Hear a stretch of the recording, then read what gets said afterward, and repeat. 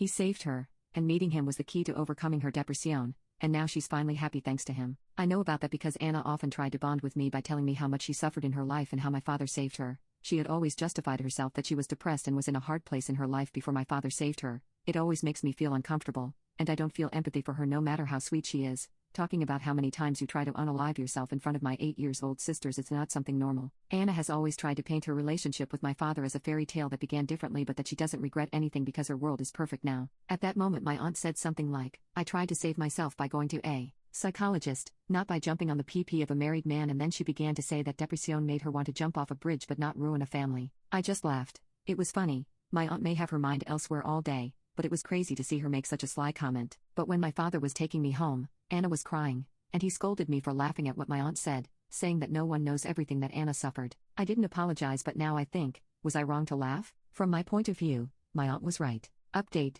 my aunt came home and told my mom what had happened. My sister is an 8-year-old girl, and she hates Anna. Anna once tried to get along with my sister and told her about the time she wanted to commit suicide and how my dad saved her. After that, my sister came home asking my mother if she had ever thought about committing suicide. That's not a question an 8-year-old girl should ask, and my sister even asked me questions about suicide after that. I don't really know what else exactly Anna said to her, but it affected her as a little girl. It's not even something you should talk about with a girl of that age. My mother was furious, and since that day she forbids my father to have my younger sister near Anna as she considers her a dangerous and unstable person around children. Since that day, things have been really tense between my father and my mother. My little sister doesn't want to visit our father, so she is fine with this. My aunt told my mother that Anna talked about it again, but this time in front of me. Apparently my father and Anna were totally forbidden to talk about these things in front of me too. I'm not a little kid, but apparently, that was the arrangement my mother made with my father when she set boundaries for them. My aunt told her what happened that day, and I confessed to my mother that Anna and my father talk a lot about those suicide attempts in front of me, which is something I should have talked about before, but at that moment,